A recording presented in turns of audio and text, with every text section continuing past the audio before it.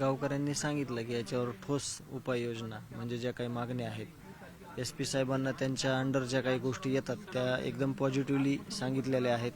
त्यावर मी गावकऱ्यांना देखील सांगितलं आहे. परंतु सरकारचा कोणीतरी ठोस शिष्टमंडळ जोपर्यंत येत नाही तोपर्यंत हे आंदोलन चालू राहील असं गावकऱ्यांनी घोषित केल्यानंतर मी त्याला सहमती दर्शवली आणि ते आंदोलन चालू राहील. मात्र काही ज्या मागण्या आहेत त्या संदर्भात SP देखील सकारात्मक आहेत असं सांगितलं होतं. मात्र नेमकं ठोस कुणी आश्वासन दिलं पाहिजे आणि याची अंमलबजावणी कशी झाली पाहिजे? हे कमीत कमी कलेक्टरनं येऊन गावकऱ्यांशी संवाद साधला पाहिजे. या प्रकरण ज्यावेळेसपासून झालंय कलेक्टर एकदाही कुठल्या संवादामध्ये किंवा कुठल्या एखाद्या भूमिकेमध्ये नाही आहेत. त्याचं कारण काय असं गावकऱ्यांनी प्रश्न उपस्थित केला होता. त्याच्यामुळं जे काही कलेक्टर आहेत आणि मनोज दादा पण म्हणले होते की कलेक्टर SP साहेबांना त्यांच्याशी बोलायचं का. SP साहेबांना बोललोच देखील.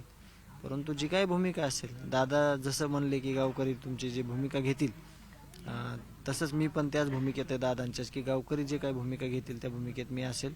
माझ्या हातात एकच आहे की आंदोलन कंटिन्यू करणे आणि जे अन्नत्याग आहे आंदोलनाचा भाग तो पुढे नेणे. मात्र